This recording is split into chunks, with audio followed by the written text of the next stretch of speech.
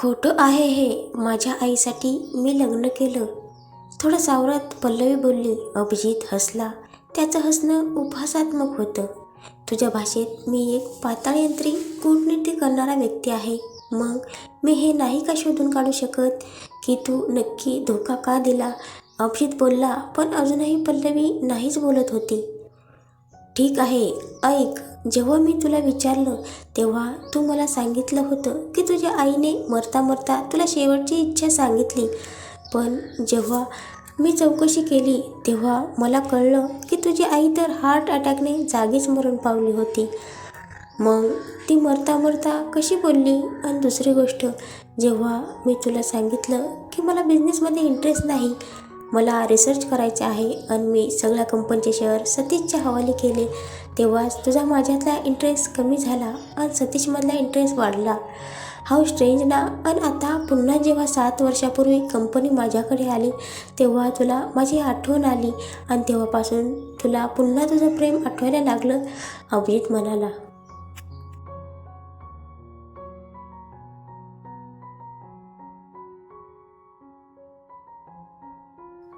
Abhijit, please, मान्य आहे मी प्रॉपर्टीसाठी सगळं केलं, पण माझं तुझ्यावरचं खरंच प्रेम आहे, पल्लवी म्हणाली.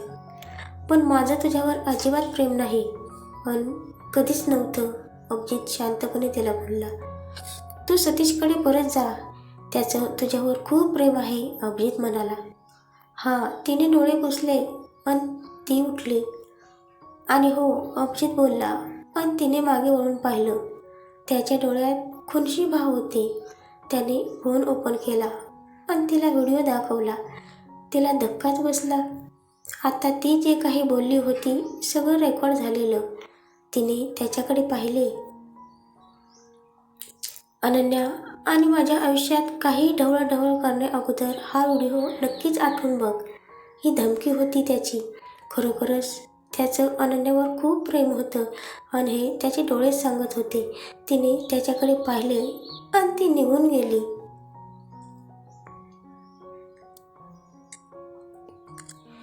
अनन्या आणि प्रिया टीव्ही पाहत बसल्या होत्या. समोरची बातमी पाहून दोघींनी एकदम एकमेकींकडे पाहिले. टीव्हीवर देशमुख ग्रुपचे शेअर्स कोलमडण्याची बातमी होती आणि ते सगळे शेअर्स गोल्डफिश म्हणजे अभिजितच्या कंपनीने खरेदी केलेले. देशमुखांचं घरही लिलावात निघालं होतं.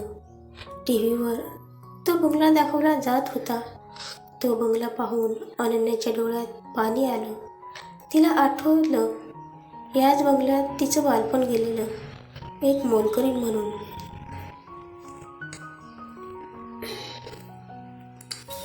अनु, तिच्या डोळ्यात अश्रू पाहून प्रियाने विचारलं.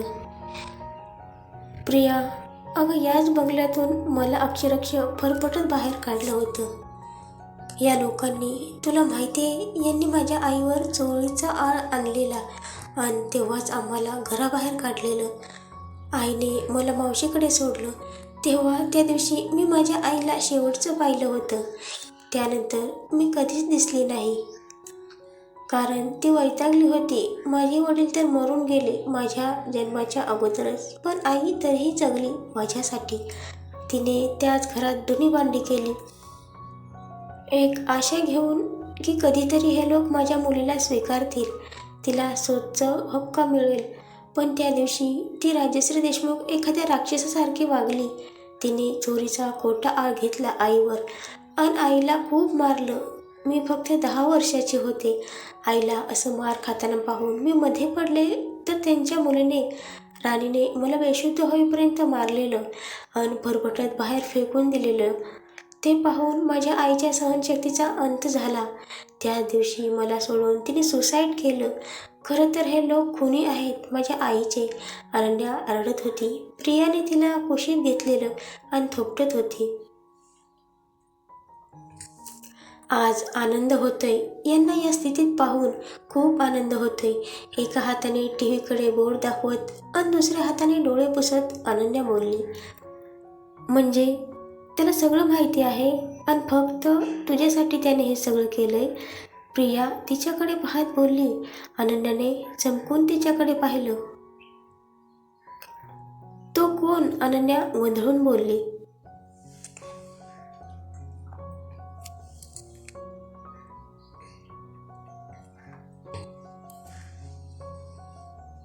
नक्कीच अभिजित इनामदार. अगं बुद्धू, टी व्हीमध्ये पाहिलं ना, गोल्ड फिश कंपनीमुळे देशमुख कंपनीचे दिवाळे निघालेत. कवडीमोल भावाने त्याच्या कंपनीचे शेअर्स अभिजितनेच खरेदी केलेत. पण त्याला त्याच्या आत्याचा बदला घ्यायचा असेल म्हणूनच त्याने देशमुख ग्रुपला टार्गेट केलं असेल. तसंही त्याची आत्या देशमुख फॅमिलीमुळेच हर्ट झालेली, अनन्या म्हणाली. मग त्याने अगोदर का नाही केलं हे सगळं? आता तू भेटल्यानंतर का केलं? तुला माहिती असेल मला माझ्या पप्पांना बिझनेसमध्ये हेल्प करायची आहे आणि म्हणूनच मी बिझनेस चॅनल फॉलो करते, कारण नंतर सगळं मलाच बघायचं आहे. त्या चॅनल्समध्ये मॅगझिनमध्ये अभिजित आयडॉल आहे आणि त्याच्याबद्दल प्रत्येक वेळी बोललं जातं की तो खूप बिझनेस ओरिएंटेड आहे, हार्टलेस आहे. त्याचे डिसिजन कधीच चुकत नाही, त्याचे गोल कायम फिक्स असतात आणि मला नाही वाटत त्याने कधी पर्सनली कोणाला बर्बाद करण्याचा गोल केला असेल. पण तू भेटल्यानंतर त्याने ते केलं, प्रिया बोलली आणि अनन्या विचार करू लागली. खरंच त्याने हे सगळं माझ्यासाठी केलं? म्हणजे त्याला माहिती असेल मी कोण आहे तरीही तो माझा तिरस्कार करत नाही. पण त्याचं तर त्याच्या आत्यावर खूप प्रेम आहे, तिची द्विधा मनस्थिती झालेली.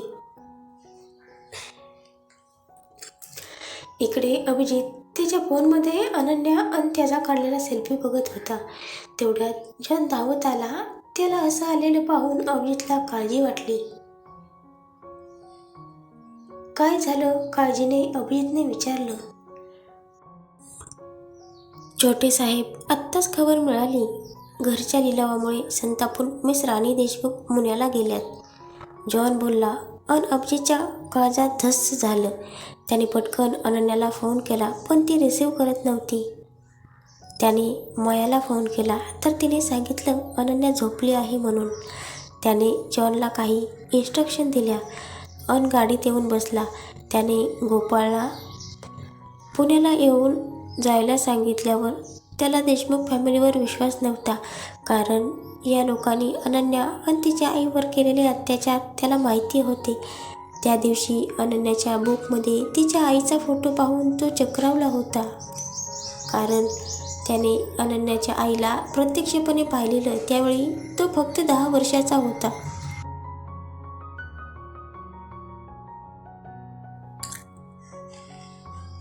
आत्याच्या त्याच वाड्यात तिने अनन्याच्या आईला बोलावलं होतं. आत्या खूप नको ते बोलत होती, पण अनन्याची आई फक्त माफी मागत होती. तिच्या पोटात बाळ आहे असं सांगत होती आणि आत्या तिला ॲबॉर्शन करायला सांगत होती. त्यावेळी त्याला जास्त कळत नव्हतं, पण जेव्हा तो मोठा झाला तेव्हा त्याला सगळं कळत होतं. पण तरीही त्याला अनन्याची आईच गुन्हेगार वाटायची आणि म्हणून त्याने जॉनला अनन्या आणि तिच्या आईची पूर्ण माहिती काढायला सांगितली होती. तेव्हाच त्याला त्यांच्यावर झालेल्या अत्याचाराबाबत कळलेलं. तेव्हापासूनच त्याने देशमुखांना बर्बाद करायला सुरुवात केलेली. पण आता राणीला असं गेलेलं पाहून त्याला काळजी वाटत होती, कारण राणीचं रेकॉर्ड चांगलं नव्हतं. तो गोपाळला गाडी फास्ट चालवायला सांगत होता. अनन्या जेव्हा उठली तेव्हा प्रिया तयार होत होती.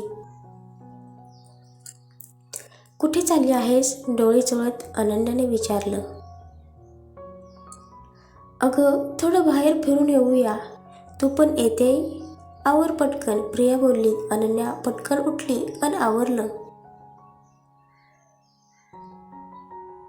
छोट्या मालकीन, कुठे चालला आहात? मायाने तिला बाहेर जाताना पाहून विचारलं. अनन्याला राग आला. ती तिला काहीही न बोलता बाहेर पडली. आजकाल तिला छोट्या छोट्या गोष्टीवरून राग येत होता. ती गेल्यावर मायाने अभिजितला फोन करून सांगितलं.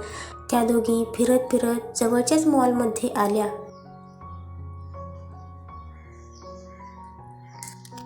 मिस राणी इनामदार, तुम्ही या छोट्या मॉलमध्ये काय करतायत? तुम्ही तर मोठ्या मॉलशिवाय कुठेच जात नाही. राणीला मॉलमध्ये पाहून अनन्याने उपहासाने विचारले, तुझीच वाट बघत होते. राणी रागाने मुसमुसत होती. अनन्याने भुवया उंचावून तिला प्रतिसाद दिला आणि हसली. तुझ्यामुळे, फक्त तुझ्यामुळेच आज आम्ही रस्त्यावर आलोय. तुझ्यामुळे तर अभिजितने आम्हाला फटकारलं. तुला सोडणार नाही आता. तुझ्या आईने तर सुसाईड केलं.